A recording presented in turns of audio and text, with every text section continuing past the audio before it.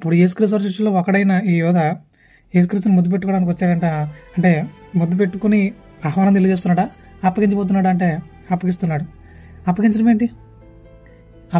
ముద్దు పెట్టుకుని అప్పగించడం ఏంటి? అంటే మంచిగానే నటిస్తూ అప్పగించడం ఏంటి? ఈరోజు చాలామంది ఇలానే ఉన్నారు. చాలామంది మనతో మంచిగానే ఉంటున్నారు, మంచిగానే మాట్లాడుతున్నారు, కానీ వాళ్ళ లోపల ఏవో లోతైన కొట్టు సంబంధాన్ని ఆలోచన పడుతున్నారు. ఏమైంది ఎందుకు ఇదంతా అని అంటే ఏమో వాళ్ళకి ఎక్కడో మనం నచ్చలేదు. సో ఇంకా అది లోపల పెట్టుకున్నారేమో, కడుపులు పెట్టుకున్నారేమో, టైం వచ్చినప్పుడు చూపిద్దాం అన్నట్టుగా వాళ్ళ ఆలోచన విధానం ఉంది. అయితే ఇప్పుడు యేసుక్రీస్తు వారు యోధాకి ఏమైనా అన్యాయం చేశాడా?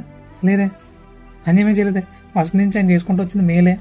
మరి అలా మేలుకరమైన ఆలోచనతో నింపబడాల్సింది పోయి ఆయననే అప్పగించాలని ఆలోచనలోకి వచ్చాడంటే దాని అర్థం ఏంటి?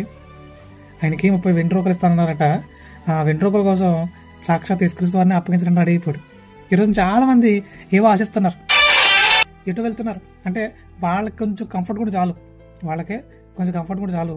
వాళ్ళ ఆలోచనలో చక్కగా దేవుని కోసం నమ్మకంగా ముందు కొనసాగాలని ఆలోచన మర్చిపోయారు. మేము కరెక్ట్గా ఉంటే చాలు, అంటే మేము లబ్ధి పొందితే చాలు, ఇంకెవ్వరు కూడా మాకొద్దు, ఇంకెవ్వరు ఆలోచన మాకొద్దు, మాకు మేమే అన్నట్టుగా చాలా మంది ముందు కొనసాగుతున్నారు. దాన్ని దేవుడు యాక్సెప్ట్ చేయడు. అలాగే వీళ్ళు నవ్వుకోవడానికి, వీళ్ళు సంతోషించడానికి ఎదుటివారిని అపహాసం చేస్తూ ఉంటారు, కించపరిచి మాట్లాడుతుంటారు. అది కూడా దేవుడు యాక్సెప్ట్ చేయట్లేదు. క్రైస్తవులుగా మనం ఉండాల్సిన విధానం అది కాదంటున్నాడు.